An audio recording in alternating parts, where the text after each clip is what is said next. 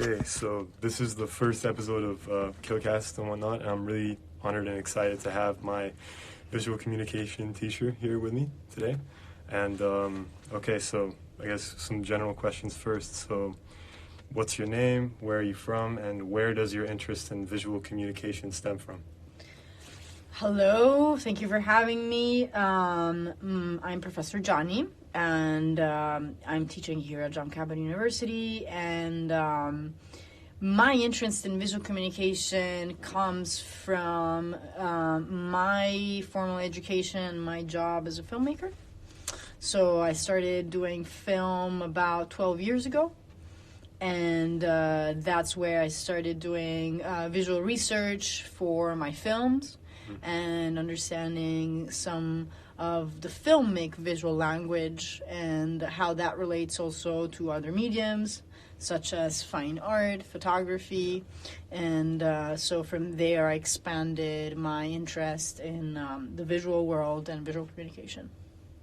100%. And so what would you say have been some influential, I guess, mentors or teachers or people you looked up to in terms of visual communication and film and fine art, or people who are very influential to you and whatnot?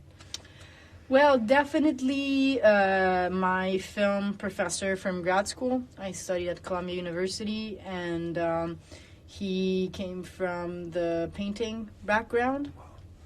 So he definitely had an understanding of color composition and his whole vision for the approach of visuals and specifically shots was the way he explained it to us that really resonated with me was the fact that he said that shots have feelings, meaning that the way, the angle, the size of the shot, the movement of the shot is gonna make the audience feel a certain way. So it's not just the content, so the actor saying the line, but the way you record and compose that shot is gonna also mostly carry the meaning of that moment. Yeah, 100%. One thing I noticed, like being in your class, is that I don't know. Even sometimes, if the topic of the class is not mundane, but it's very, very detailed, very in the minutia. I think because of how well informed and how passionate you are about what you're teaching, you make it so interesting. So I'm always fascinated to learn whatever chapter we're doing. And I mean, most recently we were doing fine art and whatnot. And it's been amazing. And then why and how is visual communication relevant to us as human beings, regardless of our environment, idiosyncrasies, and differences and whatnot? Well, it's something that we have discussed together, I think, since the beginning of our class. And what is your interaction with images on a daily basis? I'm going to put that on you. Yeah. Well, I mean, for me personally, I guess listening to a lot of music, I look at a lot of album covers and whatnot, and that transmits the overall feeling of the music I'm listening to. But beyond that as well, for example, I don't know, I'm really a fan of subversive and kind of irreverent shows like South Park and whatnot, and I feel like those shows are so intensely visual and whatnot, and of course they mix sound and color into it. But I think what South Park does that's so powerful is they take these big global issues, and they condense them into episodes that are understandable and get us to understand them in a lighthearted way that gets us to take life a bit less seriously and take ourselves a bit less seriously as well.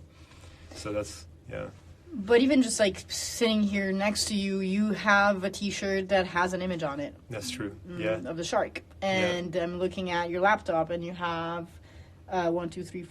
6 stickers on it. True. Okay, yeah. So all with different graphics, different typography. Those are all things that we did in our class. That's true. So even just being in this environment just tells me how much you value in some sort of way visual communication, or else maybe you would have had and I'm thinking, what am I understanding from the visual communication I'm getting from you? You're wearing all black. Yeah. So you already made some visual decisions about the way you're presenting yourself in the world with the choice of color. For sure. And here you have a text-based stickers, which makes me think that you really, are somebody who communicates mostly with text. True. Yeah. So I think just like being able to do that is visual communication. Yeah. So, I mean, when you go back to your question, like, you know, what is the relevance? I mean, it's everywhere. Yeah, that's true. That's 100%. And do you think we've moved away from valuing, like, you know, literary, I guess, you know, just literature in general, and I guess, you know, text-based communication that doesn't have image on it, and I guess doesn't have an aesthetical or design purpose to it? Do you think we've shifted grossly away from that? Or do you think that is, you know, still somewhat relevant, but not as prevalent as visual communication? You know, or I guess... Well, once again, let me revert back to you and your own experience on a daily basis. What is your interaction with text and literary text? I mean, you're in school, so you have to have some. Yeah, but if it wasn't for school, what would be your interaction with the literary written text more compared with your exposure to, I don't know, TV, social media, video games, news? Yeah, that's true. Magazines. I mean, for me, I guess, I think all the text I read these days is kind of visual and whatnot. Even sometimes when I'm trying to, for example, there's I don't know, it was really interesting. There was a graph talking about the reliability of news sources and whatnot. And, you know, the New York Post, the Washington Post, even the New York Times and stuff, it was calculated by an AI. And the facts, like how factual these news sources were, you know, came out to be very low across all the mainstream news sources. But I found this one news source called The Conversation and whatnot, you know, and it's amazing. I mean, it had like an 85% like fact rate. So of course, because, you know, humans are writing, there's always going to be bias. There's always going to be an opinion. But I mean, it's fascinating. And I feel like what they do is they kind of minimize like visual, like graphics and effects and whatnot, which maybe some of the other news sources like are more like prioritize more to communicate to people because it's more persuasive, I think. But you know, you just said it. You like the New York Times, even if you like, you know, even if you separate it from what is your opinion of the New York Times as a news source, you're talking about a graph that is visual communication. Yes, instead 100%. Of reading an article, you were looking at that data through a graph. So they had to translate the whole data numbers into a visual way so that you can get all of that information quickly. And then if you go on a website, you will see it can be the Washington Post or it can be the New York Times, but you have most of your features that have slides of images. So it is pretty much text heavy, but it's becoming less so, especially because you're looking at it on a website and you have so much more interaction thanks to that. I'm pretty sure you're not buying any newspapers like print. No, so 100% no. Your visual interaction with those news outlets, it's definitely going to be more towards the visual part than the textual part. I guess from like an ethical perspective, do you think that, for example, the idea of electronic books makes a lot of sense and whatnot because we're not having to expend like trees and whatnot, you know, to make books and whatnot, or do you think there's still value in like physical, you know, reading a book and whatnot, you know, just like physical paper and that? I wouldn't use maybe the word ethics because it's like throwing in there like a big word, but it's more like how sustainable that is and like how does it fit in, you know, the priorities. I think many of us have been giving ourselves to try and make things a little bit more sustainable. I think it goes down to your own personal preference because I don't know that the printing of books at this stage is going to be the game changer to resolve climate change. So if you have the possibility and you prefer it on a digital,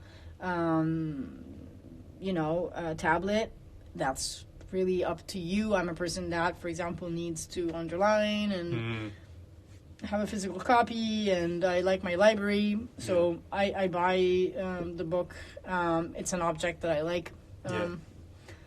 But if you want it, I don't believe that books in either in a digital form or the more old school book is once again a game changer in that conversation about sustainability.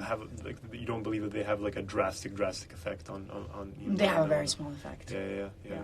Yeah, for sure. We can all do our part, but I think it's like it's up to probably those like much bigger industries that have huge emissions of carbon in China and the US that are really going to be making the difference. So I think my take is like, however you get your book and read. I think that's my final thought on that. And then also, I don't know, if you look at it like as a double-edged sword as well, I feel like books provide, knowledge, you know what I mean, in a lot of ways, and they can give us like a lot of power, you know what I mean, in and of ourselves. And I feel like, I don't know, I feel like the small environmental impact that it may have, you know what I mean, it doesn't, like, it's not comparable to the benefit that it can bring to people and whatnot.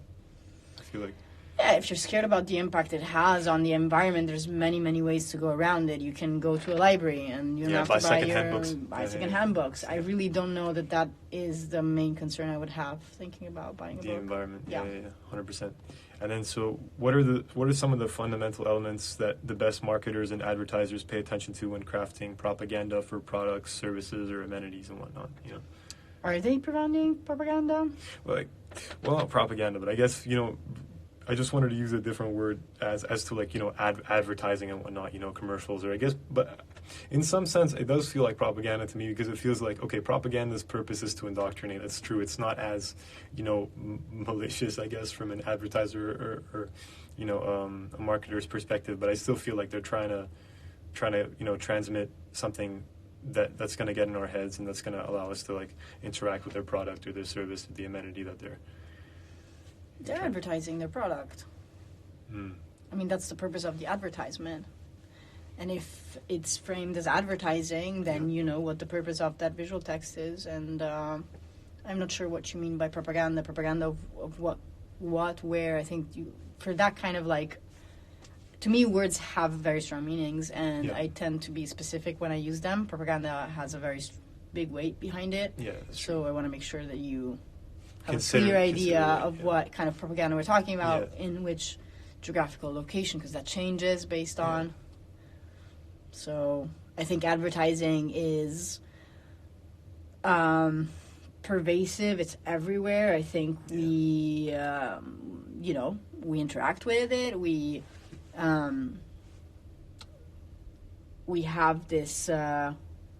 Many of us have a complicated relationship. Some of us not so much. So it really depends on who you ask. And to me, the important thing about, and that's what we did together in class, is just to understand how things work, and then it's up to you what you do with that information. So looking at like the specific elements like typography, like color, for example, like size, composition, frame, stuff like that can help us, I guess, better understand, what tactics people are using, in commercials and advertising around us to get our attention, I guess. You know what I mean? Yeah, I mean, the tactics are, they differ from advertiser to advertiser, and I think there's a lot of craft involved in advertising, and if it's done well, there's, many creatives at work on advertising, and I think one of the most, the thing we looked at in class that I hope stays with you is this idea of connotation and putting different signs in the same place, and I hope it's the thing that you guys understand how it's constructed, really. Yeah. But so, I guess my question is, when looking at like the connotation or trying to decipher the connotation, denotation of images and whatnot, is there any like texts or specific doctrines or like bodies of work that were fundamental to you, I guess, developing like a better understanding of advertisings and commercials around you, or I guess something that you felt helped shift your consciousness in a certain way of that thing? Well, one book that I think is interesting in the way that it frames the conversation, and not only specifically about advertising, but about many different images. It's the book by Nicolas Mirzoev. It's called How to See the World, and it has some very interesting takes on the way we construct and the way we interact with images, and have been doing it over time, and I think that's definitely an interesting book. And then there is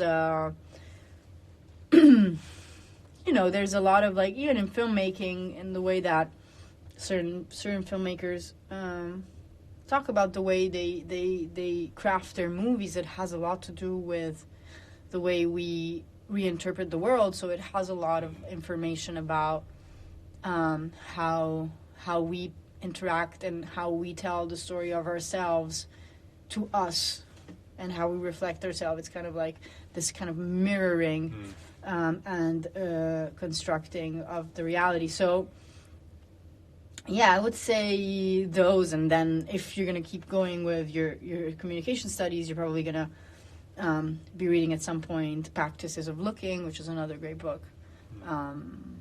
But yeah, there's many interesting things out there. I think one really interesting thing you mentioned is film and TV and how we interact with film and TV. Like, one thing I was thinking about yesterday is how, if you look on IMDb, I guess you have to find the most critically acclaimed shows, but by the people and stuff, like via the people's rating and whatnot. And so Breaking Bad lands the second spot, and I feel like Vince Gilligan, as a visual communicator and whatnot, transmitting that story to us of someone who, I don't know, I guess has a life that is maybe comparable to many, but then that life kind of diverts from that, completely, and it's a fascinating story. And I feel like, I don't know, Breaking Bad for me was definitely a game changer. I don't know, like just seeing how amazing, Vince Gilligan was in constructing that. And even if you look at the screenwriting behind it, like, there's so, to the minutia, there's so much detail there, and it's incredible. It's very good writing. I agree. Yeah. And so what tools can people use to become more visually literate or improve their visual literacy and whatnot? I think it,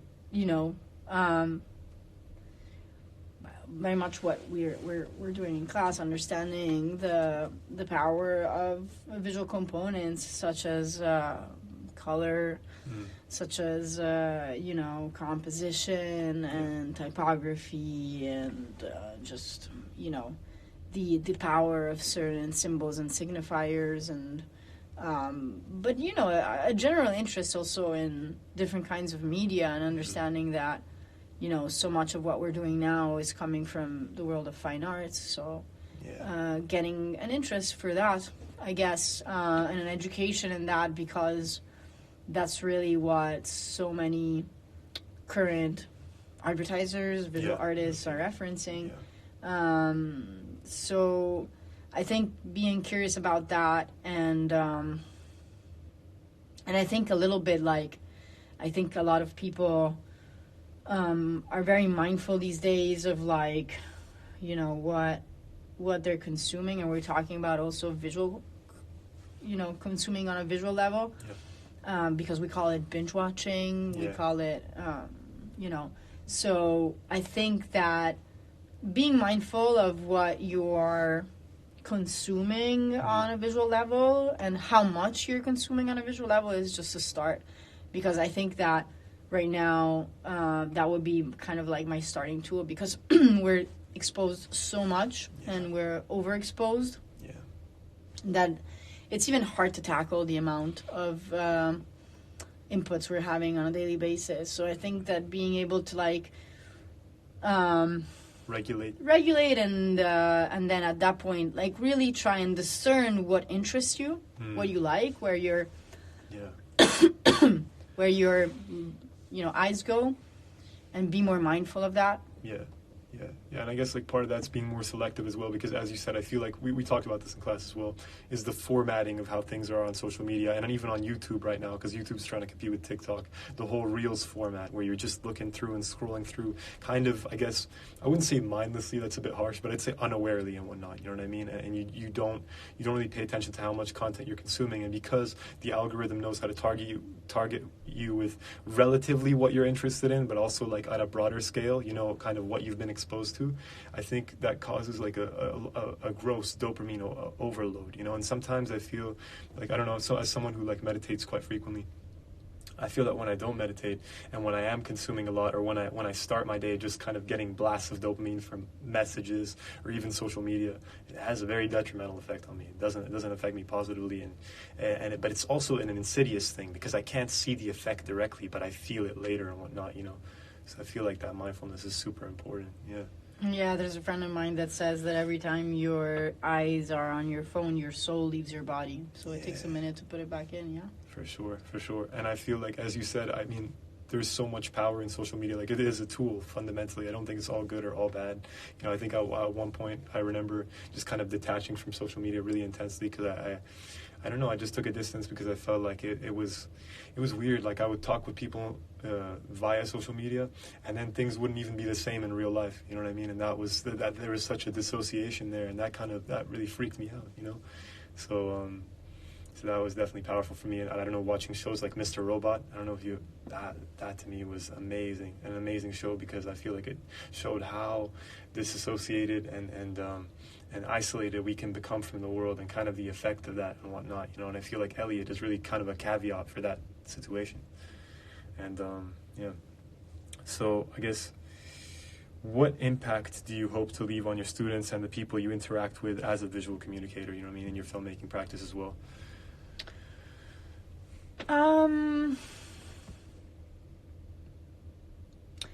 mean, I think it's always nice when somebody opens a little door into a world that you either haven't, yet explored or that you hadn't seen from that perspective. I think it's always enriching. So I think if I'm able to open a couple of doors or windows into a new way of looking or a different, thing. And I know that when I was studying, it was interesting, like, to go back home from class and just, like, look up all the people that had been mentioned in class that I had no idea who they were, and just, like, being exposed to these artists or filmmakers or thinkers, and just expanding a little bit, the horizon. I think that's pretty good.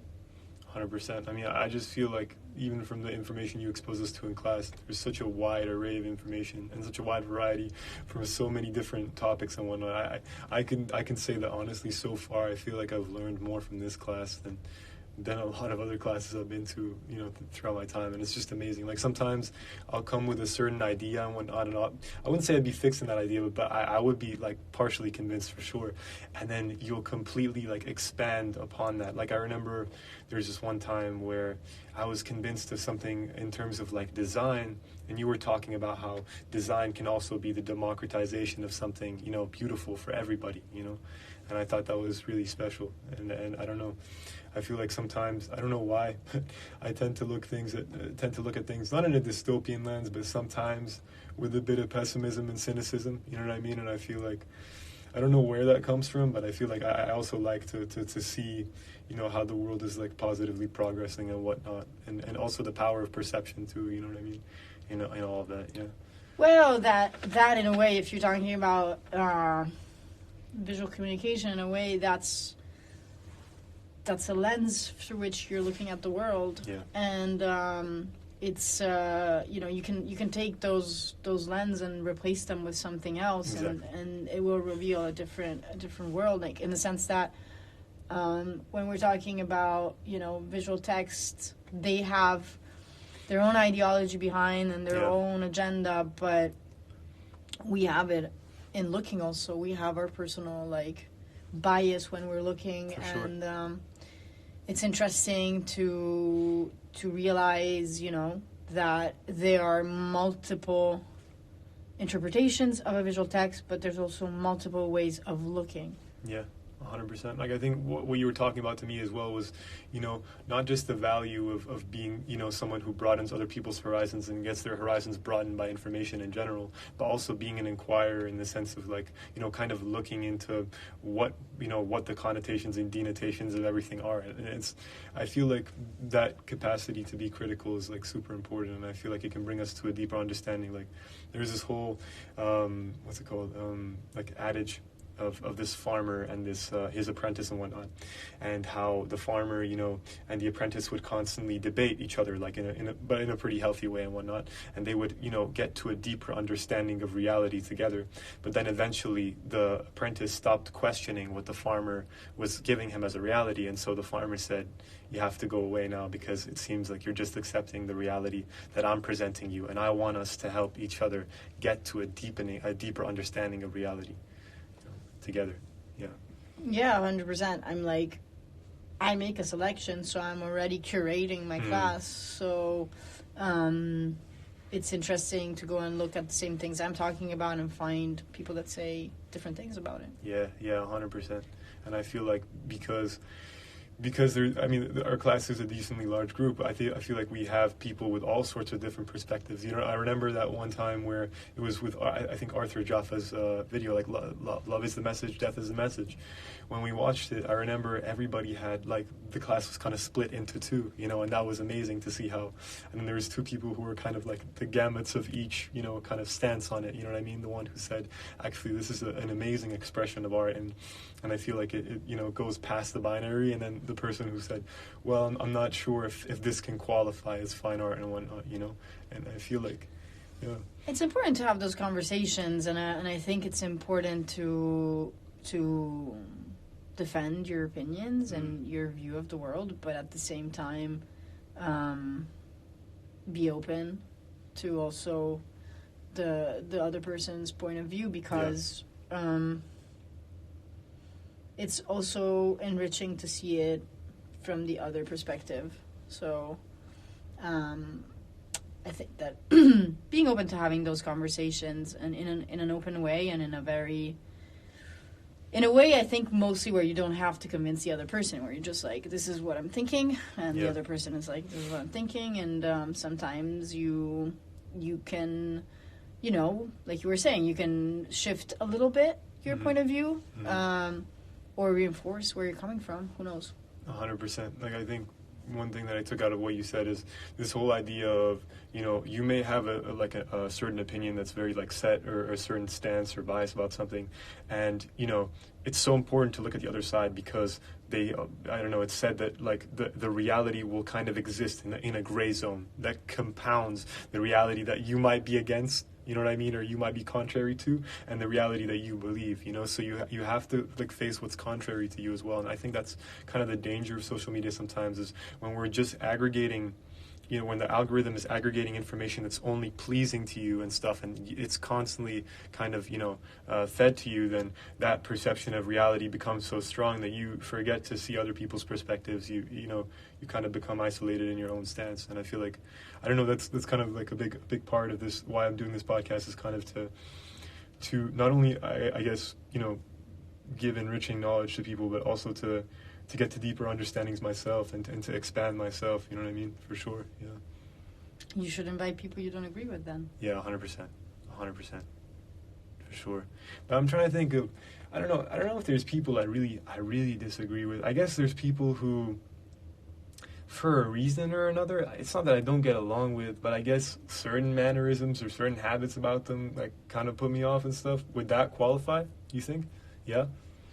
Yeah, 100%. I think, you know, like, that's something that we were exploring, looking at Jaffa's work, and the fact that sometimes you have to be in an uncomfortable place. You have to, you have to question things that you don't understand yet, and be in the uncomfortableness of not having figured out things yet. Yeah, I think that that's something, for example, that I've you know, I do in my work, because many times you are writing or rehearsing with the actors, and things are you know, working underneath the surface, but they haven't completely found their form, or and if I were to just be so uncomfortable with that feeling, I would never complete anything. And sometimes it's okay to try, or if you're with an actor that has a very different view of a scene than you have, and trying it out, and being open to the fact that you might change your mind, you might discover 100%. Things, and I think if that's something that could interest you.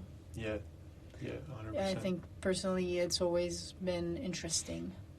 Yeah, 100%. And I feel like it's something we have to contend with, especially, I don't know, when you're trying to not be, like, you know, manifest something more grandiose, but I feel like when you're trying to, you know, bring something of true value to the world, I feel like you have to, you know, also contend with what isn't kind of, you know, not pleasing to you, but what doesn't kind of fit in your scheme of reality to actually expand your scheme of reality and whatnot. And then also, I don't know, just kind of connect with people, because I've had people I don't agree with too much, but then I don't know, I've been kind with them, and I've been very I feel I consider myself a very open person, so like I've been very open to hearing their perspective and hearing what they have to say and whatnot, and just exploring that, because I feel like everybody has something to teach us and whatnot. You know what I mean? And I love this concept of I don't know, like Sonder, the idea that every random passerby and every person we meet in our life has a life just as vivid and as complex as ours. You know what I mean? But we can't really conceptualize that or see that. You know?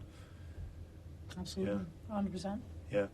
Well, Professor Gianni, thank you so much for being here today, and it's been amazing, and you know, yeah, just thanks for being my first guest. You're welcome. It's my pleasure. Yeah, awesome. And